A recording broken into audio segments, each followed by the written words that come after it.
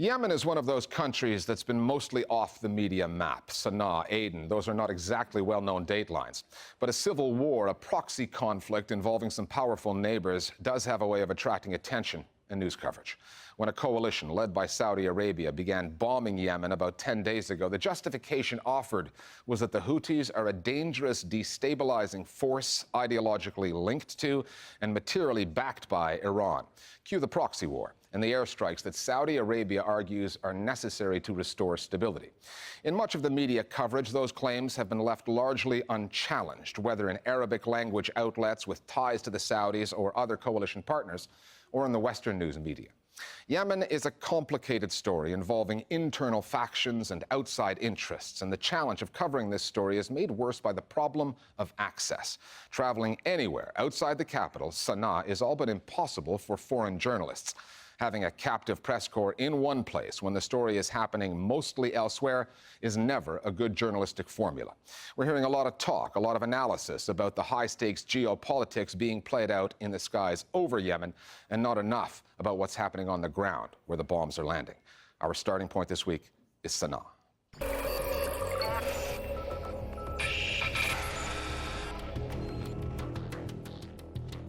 This is how news narratives are formed.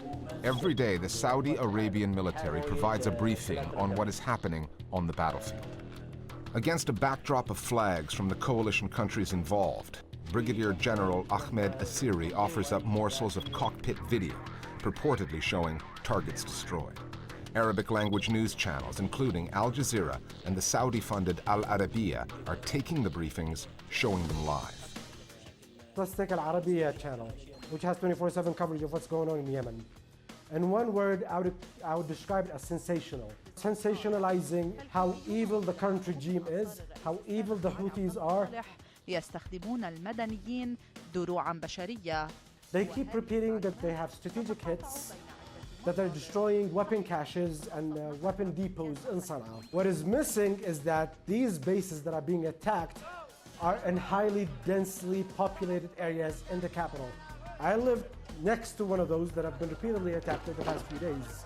This is completely missing from the media. The gaps in the coverage, to me, the one that's been the most obvious is the lack of any interviewing with the Houthi rebel leadership. And I think what's been missing is any sense of what are the stakes in Yemen itself. It's not just the Saudis. I think you find this pretty much everywhere in the region, except maybe in Lebanon, that the news organs inside the country are going to follow the government line. The Saudi-owned media, obviously, like much of the Arab media, reflects its owner and reflects the country that it is based in or that it has to operate under. Al Arabiya, for example, although its coverage hasn't been particularly sectarian, yet it's simply cheerleading for the Saudi government. صورة خاصة بصحيفة الشرق الأوسط لطيارين سعوديين يؤدون الصلاة قبيل الانطلاق لتنفيذ طلعات جوية ضمن عاصفة. We contacted Al Arabiya with questions about the network's coverage, but failed to get a response. Let's bring in Adel Al-Jubair. I'm joined now by the Saudi ambassador to the United States. Mr. Ambassador, thank you so much for joining us. The Saudi ambassador to the U.S. has been doing the media rounds, explaining the rationale behind an attack on a sovereign country, an attack which has already been backed by Washington. A group that is allied and supported by Iran and Hezbollah. And the ambassador's argument that Iran represents a threat is one to which Western audiences have grown accustomed, even conditioned. The coverage is reflecting preconceived ideas and broad categorizations that I would almost call cliches. People are saying, oh, this is a Saudi-Iranian rivalry and it's just showing up now. I don't buy that at all. This situation is parallel to how the global media and the Western media especially broadly treated Iran in the nuclear negotiations in terms of Iran is a menace, Iran is a threat, without a lot of credible evidence being presented. And I think it's one of the great failures of the media. If you read all the coverage certainly in the American media and watched what's being done on television, I think you would see the underlying assumption or attitude that Yemen itself doesn't matter much. To a dangerous regional war with Iran. This, by virtue of being Saudi Arabia versus Iran. It's also Arabs versus Persians and Sunni versus Shia. And I think that narrative has dominated the coverage in the press, certainly outside the region. It's a little bit too extreme, to be honest with you. Iran's involvement or tampering within Yemen is being very exaggerated in the media.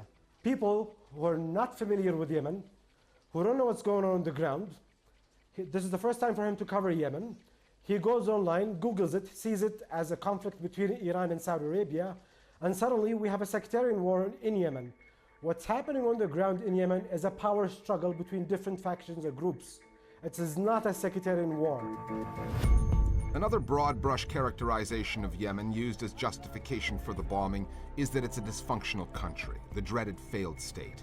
Houthis controlling the north, a power vacuum in the middle, with Al-Qaeda in the Arabian Peninsula in control of the south. This map, produced by the American Enterprise Institute, the AEI, alleges that that's the lay of the land. It exaggerates the Al-Qaeda factor, but consider what the AEI is. It's a conservative think tank, home to neocons like John Bolton and Paul Wolfowitz, two of the Bush administration's best-known cheerleaders for the Iraq War. There's even a Cheney at the AEI. Think tanks are free to draw up all the maps they like, but why would the BBC use material from such a questionable source so prominently in its coverage? When you see some of these maps and they depict Al-Qaeda as having, control over vast provinces of the country, which is simply not true. There's a difference between being able to control a province and simply having a presence in it. Just because you have a presence in somewhere doesn't necessarily mean that people in that area even accept you, and definitely doesn't mean that you control it. If you're hearing in the coverage of Yemen echoes of Iraq, you are not alone. In 2003, it was the Pentagon and CENTCOM doing the briefings. These days, the uniformed sound bites come out of Riyadh. Back then, it was the specter of Saddam Hussein and Al-Qaeda in Iraq, blown out of proportion in the media. Today, it's Iran and Al-Qaeda in the Arabian Peninsula. Back then, it was Fox News and the New York Times, among many others, setting aside their journalism in favor of stenography. This time, regional media outlets are doing the same. Throw in a few familiar neocon voices and journalists who've struggled to get access to the country, and both the parallel and the narrative are complete. My problem with the media coverage of this is that this didn't happen whimsically. It didn't happen because there's a certain gene in Arab and Muslim people that makes them behave like this. It happened because governments, including American and Israeli and British and Arab and Iranian and Turkish, these governments made decisions, and the consequences led to a wild situation with many armed groups who are sometimes your friend and sometimes your enemy at the same time. So the confusion is partly a consequence of the complexities in the region, and partly a consequence of the confusion and laziness in the minds of Western journalists. We'll have more on the confusion surrounding Yemen later in the program, but first, on the download, our viewers weigh in on the coverage of the story.